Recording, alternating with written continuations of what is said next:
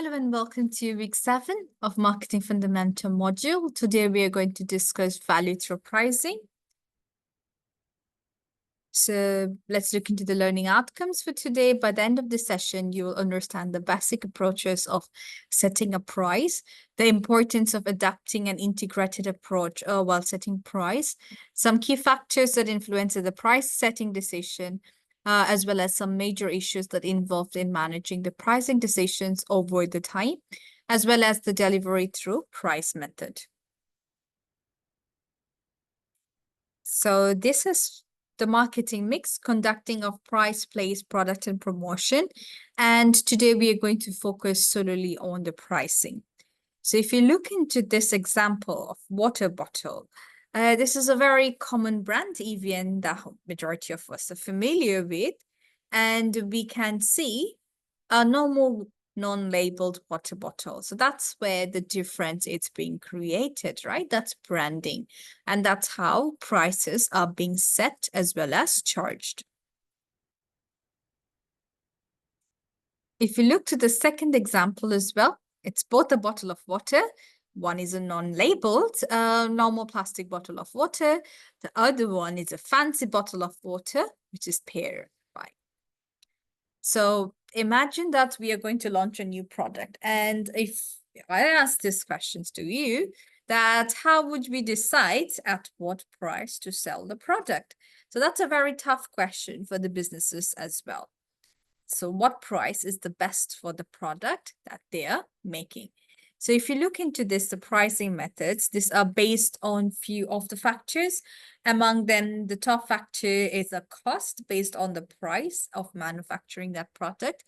What competitors are charging, what competition we are already facing in the market, as well as the marketing cost associated with the product. So based on these key factors, the pricing decisions are being made. In terms of cost-based pricing, this is a very useful approach because this helps you to establish the minimum price that can be charged for a product in order to be at the break-even point. So when we talk about the break-even point, it's a point where which neither the business make a lot of profit nor a loss. It's just to the cut point where there's no profit / no loss. If we discuss about the problems, because it's both sides of the coins, right? It has its own perks and peaks. So if sales fall, the unit cost will rise because the fixed costs are divided by a small number of units. And this is not logical to estimate that the sales before establishing the price. We don't know how much we can sell. So it's going to be very tough for us in order to set a price. And very lastly, this methods for establishing pricing criteria is based on all the internal factors rather than on what customers are willing to pay. If we talk about competitor-based pricing, this is the type of pricing that take any one of these three forms. And first, where the firm follow the prices charged by the leading competitors. So we do a market analysis to see how much are the competitors charging, and we roughly set a price somewhere around to compete and survive into the market. Where producers take the going rate price of the commodities, such as like the going rate price for a pack of beans or a pack of tea bags, and then you decide for making how much would it cost you, and you set the price accordingly. And where contracts are awarded through the competitive bidding process, such as the tenders or is in terms of auctions. If we talk about the market-led pricing, so these are the key marketing consideration when you're calculating the price, as this will help you to estimate the value to the customers. So these products are perceived to be mostly high in value and they can charge higher price. You can see an example for a lubricant bag as well. In terms of market-led pricing, there are three different techniques for determining it. It can be a trade-off analysis, it can be an experimentation, as well as an economic value to the customer when you are analyzing it. In terms of trade-off analysis, this is where the research techniques whereby respondents are asked questions about the product profile consisting of variety of potential features together with the price, and they're also asked to suggest which profile of the product do they prefer. And it's very important to establish this pricing level because that consumers will be willing to pay. In terms of experimental or taste-based marketing, one significant limitations for trade-off analysis is that the respondents can say things, but they do not back it up with their own cash. And at times, test marketing of a product or over a realistic period of time, this allowed the marketers to establish the consumer reactions to the price that they are charging. If you talk about certain key factors that influence the pricing decision, there are many key factors that have a great impact. One of them is the positioning strategy. This is where each brand position themselves, some few as high-end, whereas few as cost saver. Some of the example over here, you can say that Aldi Lidl, they are known for its cheapest price offering. So they have more high value products over there. In terms of new product launch strategy, these marketers use this price to position their products in the mind of their target consumers. In terms of product line strategy, these are the modified products that require modified pricing. In terms of channel management strategies, these are all the margins of intermediaries. And channel management also leads to competitive marketing strategy because this price needs to reflect on the marketing strategy of the firm.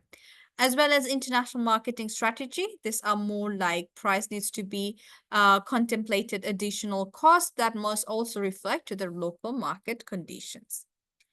If you look into the positioning strategy, marketing management must decide upon the target market and the creation of a differential advantage as well. And the price perceptions are also so important to customers, and many companies engage in what is called psychological pricing. That is like the careful manipulation of the references, prices that consumer carry in their heads. If we talk about the positioning pricing as well, Rimmel Cosmetics was traditionally positioned as a beauty on budget, but moved to a more upmarket beauty made in London. So the positioning, which involved rising prices by almost 30% in 2 years. So Rimmel technically entered into the market as a budget brand, but later on, they decided to change their strategy and move towards a more high-end brand. If you talk about the pricing strategy, there are three different types of strategies that businesses adopt. The first one talks about the penetration pricing. This is where brand targets or charges very low price at the very beginning of launching their product. And once the product is being accepted by the consumers, that's when they gradually start increasing the price. The next one talks about the scheming pricing. This is mostly adopted by technological companies.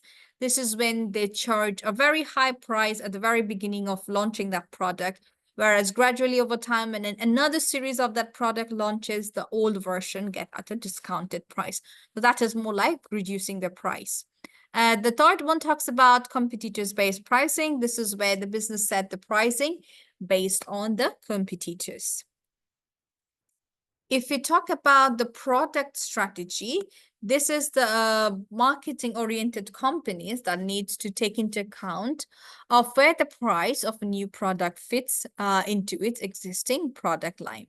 And this is where multiple segments appear attractive, as well as the modified version of the product should be designed and priced differently.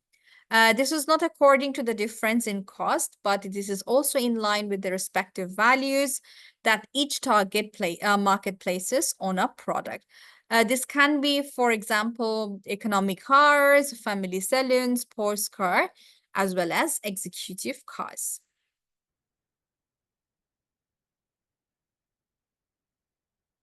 If you look into the competitive marketing strategy, in terms of strategic objectives, they do have a objective that they build, they hold on to the objective, they harvest the objective, as well, they reposition the objective over a period of time. And if you talk about the price implication, price is always lower than the competitors, maintaining or match price relative to competitors, set premium prices, as well as price change in it. So if you talk about the channel management strategy, when products are sold through intermediaries such as distributors or retailers, the list price to the consumer must reflect the margin required by their distributor as well. And this implications is that pricing strategy is dependent on understanding not only the ultimate consumers, but also the need of the distributors and retailers who are from the link between them as well as the manufacturer. If we talk about the international marketing strategy, the first challenge that manager will have to deal when they are exporting its price is price escalation as well, because there are a number of factors that may combine to put pressure on the firm to increase the price it charges to other countries. And this may include like inflation rate, exchange rates, as well as custom duties. And these situations where price charge abroad are lower, the firm must guard against the parallel importing as well. In terms of ethical debate about what is a fair price, so price is a hotly debated aspect of marketing, and there are several ways that organization can exploit the consumer by overcharging for goods and services. So it's better to have of price fixing, predatory pricing, such as this is designed to drive competitors out of the market, as well as deceptive pricing. That's something that Ryanair does all the time, charging you very affordable flights from one destination to the other, as well as price discrimination. So same product, different prices in different market. Thank you for listening.